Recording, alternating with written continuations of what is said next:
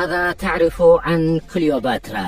كليوباترا ولدت عام 69 قبل الميلاد في الإسكندرية عاصمة البطالمة في مصر قبل 20 قرنا، وسماها والدها بطليموس الثاني عشر كليوباترا، ومعناه مجد والدها. تزوجت كليوباترا أخيها بطليموس الثالث عشر الراحل غرقا بنهر النيل بعد 4 أعوام، ومن بعده تزوجت أخاها الثاني بطليموس الرابع عشر المولود عام 59 قبل الميلاد، انتهى بوفاته مسموما بعمر 15 تقريبا، أي بعد 3 سنوات من تصيبه ملكا مع أخته وزوجته كليوباترا كحاكم فعلي وإداري للبلاد.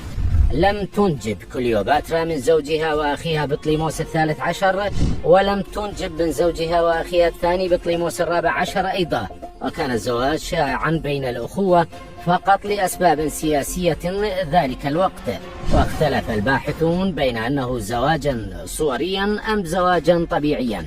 لم تنجب كليوباترا إلا ابنا واحدا من عشيرها فيما بعد، يوليوس قيصر القتيل اغتيالا، إضافة إلى 3 أبناء من عشيقها المنتحر في الإسكندرية لهزيمته في معركة أكتيوم البحرية باليونان.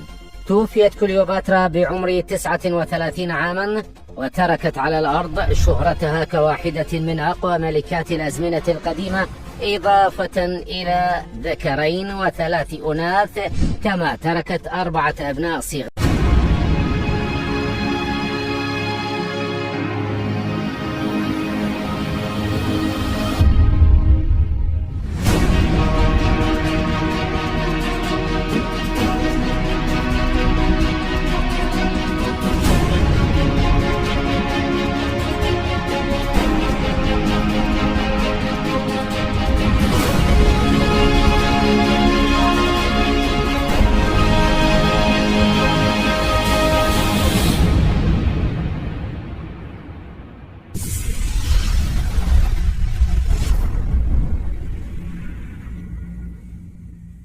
بيتحدث العالم والمؤرخ اليوناني سترابو عن القصر العظيم للملكة كليوباترا اللي تغنى به الشعراء في كل الأزمان والعصور، ويقول إن القصر كان من أجمل وأروع القصور في العالم، وكمان كان مبني في جزيرة موجودة في منتصف البحر أمام الميناء القديم لمدينة الإسكندرية، والجزيرة كانت بتحتوي على معبد للإله إيزيس. ركز معايا في كل التفاصيل اللي يتحدث عنها سترابو. بيكمل سترابو حديثه عن الجزيرة وبيقول إن الملكة كليوباترا كانت بتمتلك سفينة الشمس الذهبية اللي كانت بتستخدمها للوصول إلى جزيرة القصر، والسفينة كانت مطلية بالذهب وبتمتلك مجاديف مصنوعة من الفضة ومزينة بالعديد من التماثيل الذهبية، وفي منتصف السفينة يوجد مظلة مصنوعة من الذهب الخالص لحماية الملكة من الشمس. والكلام ده بيبين لنا مدى الثروة الضخمة لمصر في العصور القديمة، لأن مصر في الزمن ده كانت إحدى القوى الاقتصادية الكبرى في العالم، وكان الاسم الحقيقي لجزيرة القصر هو أنتيرودس. ونجح العديد من المؤرخين الإغريق في وصف الجزيرة وصف دقيق للغاية، وقالوا إن القصر الملكي كان مزين بالتماثيل الرائعة والأعمدة الضخمة وأرضيات بتحمل صور في غاية الروعة.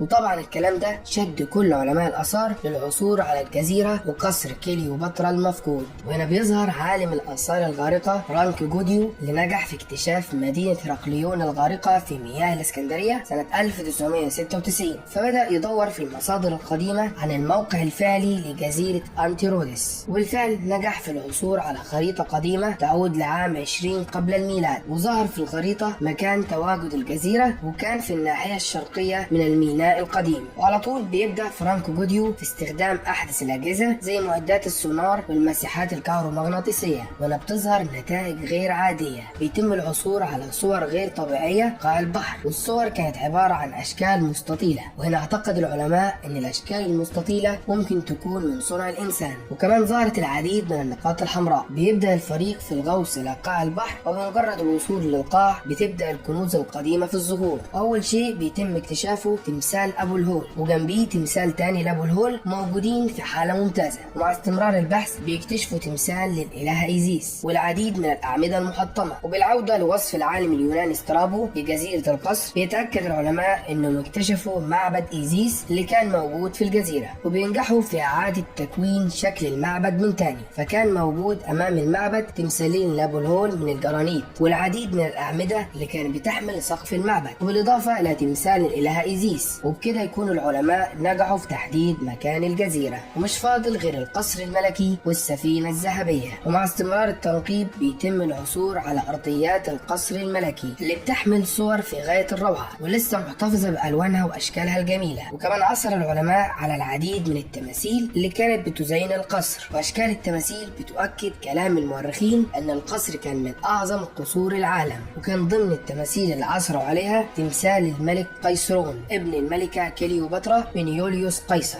وبكده يكون تم اكتشاف أنقاض القصر الملكي. وأما بالنسبة لسفينة الشمس الذهبية فتم العثور على حطام لسفينة بجوار القصر، ولما فحصوا السفينة تبين إنها بتعود لعصر الملكة كليوباترا، ولكن للأسف العلماء مش قادرين يثبتوا إنها هي السفينة الذهبية، لأن في رواية بتقول مع دخول الرومان لمصر قاموا بنهب السفينة وبعدين أشعلوا فيها النار. هل من الممكن إن حطام السفينة هو الشيء المتبقي من سفينة الشمس الذهبية؟ ودلوقتي جينا للسؤال المهم، إيه هو السبب اللي أدى لغرق جزيرة القصر؟ تتحدث السجلات التاريخية عن زلزال مدمر بيضرب الإسكندرية في سنة 365 من الميلاد، وطبعا الزلزال نتج عنه تسونامي عنيف للغاية يبتلع جزء ضخم من مدينة الإسكندرية، وهنا بتختفي الجزيرة الملكية في قاع البحر.